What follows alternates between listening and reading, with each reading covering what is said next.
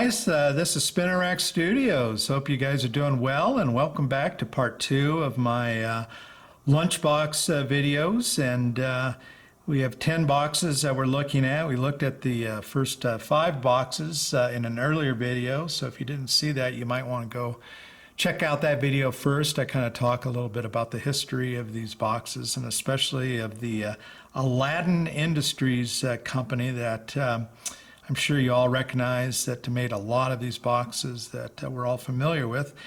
And this is one of them from 1969 is the date on the box. And of course, here you see Archie and the gang. And here they're in a race between Jughead on a tricycle and Archie and his always problematic jalopy.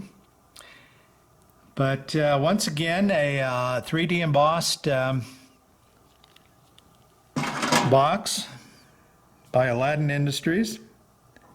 And this is actually the bottom of the box. So the box, if you're at your school cafeteria, would be laid down like that. On the top side, front side of the box, is Archie and the gang and their band. And then, as is the case generally with these Aladdin boxes, got these great graphics going all the way around, including on the bottom where you would set that if you weren't eating. Look at the 2 ladies there, great graphics. And there's Reggie, who loves himself, of course. You know, and they didn't spare any expense. Boy, they've even got graphics where you have the handle. Sometimes they have really some of the best graphics on the handle area, which gets kind of hidden, unfortunately. But there's the Pop's Chocolate Shop. And here is the thermos that goes with it. And there's Veronica playing the keyboards, Mr. Weatherby, who doesn't appear to appreciate the music.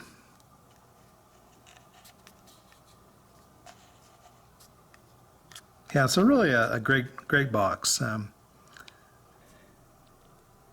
Okay, here we have the second of my Western boxes. In the first video, I think I showed my Roy Rogers Dale Evans box. This one has got a date of 1961 on it, and it too is not made by Aladdin. It's made by the, I think it's the American, let's see here, let me make sure I get this, the American Thermos Products Company out of Connecticut. And really good graphics, but it does not have that really cool 3D embossing like the Aladdin boxes do. But nonetheless, it does have graphics on all sides. Here's a great stagecoach scene. I really like kind of the mountain background, and of course you got the bad cowboys chasing the stagecoach there. Interestingly, you know, usually it would be Indians chasing a stagecoach, but here you've got just some bandits. And then the graphics on the sides, they're not bad, but they're not as good, I don't think, as the Aladdin graphics are typically. Just some illustrations of obviously gun belts, saddles, and what have you.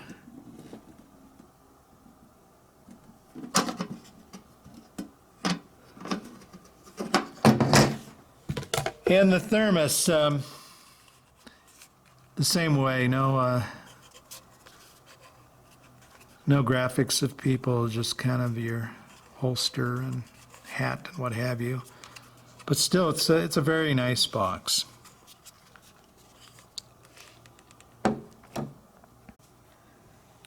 Okay, moving back into the Aladdin boxes.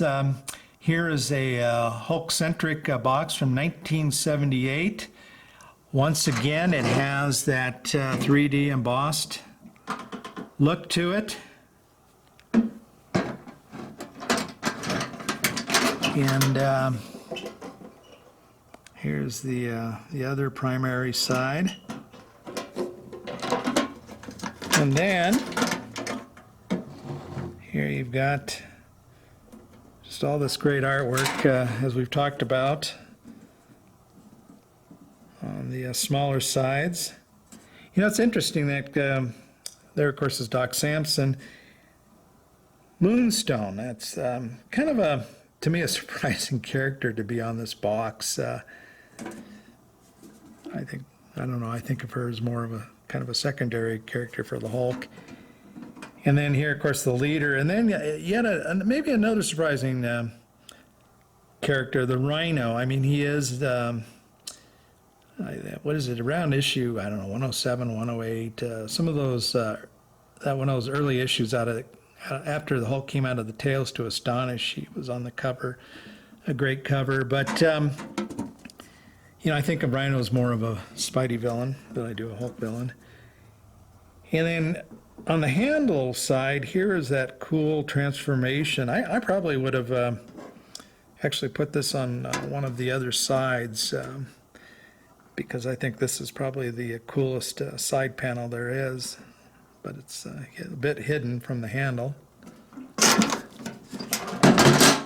And then, of course, here's the thermos. Betty and General Thunderbolt Ross and the Rhino again. And here's Moonstone. Like I said, just a couple characters that maybe wouldn't have been my primary choices for a Hulk lunchbox.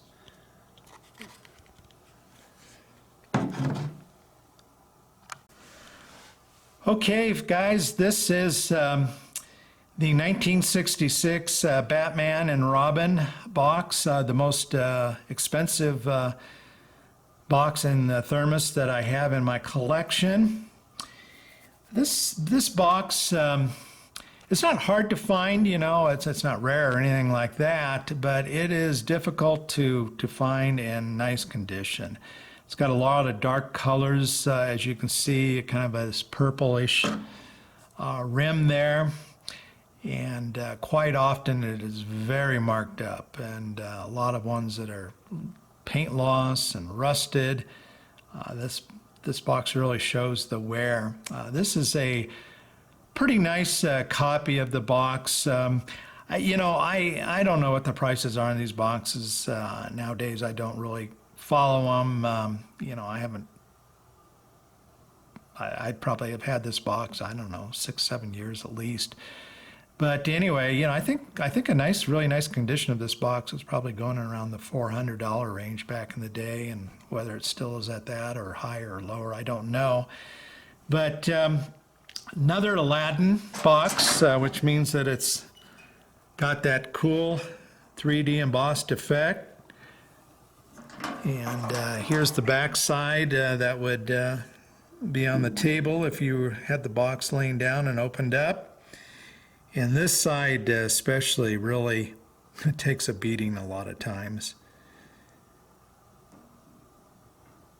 But there you got Robin saving a little a baby from a fire. And then once again, just the fantastic graphics on all sides. Here's the penguin about to do a barbecue.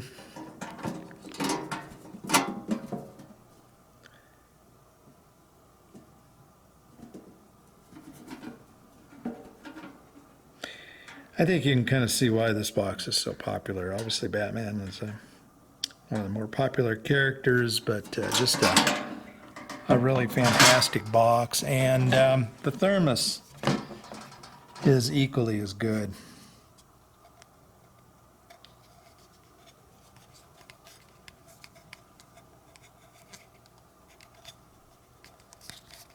With some of the major villains there, Penguin, and obviously you saw the Joker. So yeah, this one's probably maybe the prize of my collection. But let's move on. Okay, I think we're down to our last box here, and here everything that I have is more vintage, with the exception of this box. This box I think was made in around 2000, and I'm a Spidey collector, as you guys know, so it kind of caught my eye. It's an interesting box because it's a very large box. Here is the Hulk box. Let me see if I can get a better shot here of what I'm trying to show you guys. Bear with me here. So it's a bit longer on this side. You can see by that's probably about 1.5 inches, and then also I don't know if you can see, but it's taller. I've got these two sides lined up, so it's a little bit bigger. I don't know who it was manufactured by. It did not come with the thermos,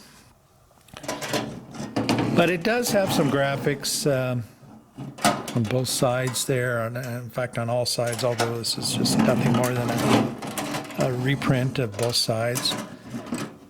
But does have some cool, almost kind of like a comic book panel there, if you can see it, of Spider-Man and Doc Ock.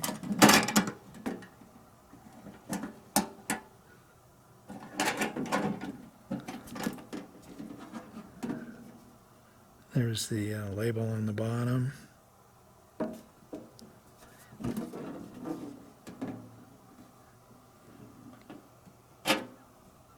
But as a Spidey fan, it's a pretty cool box.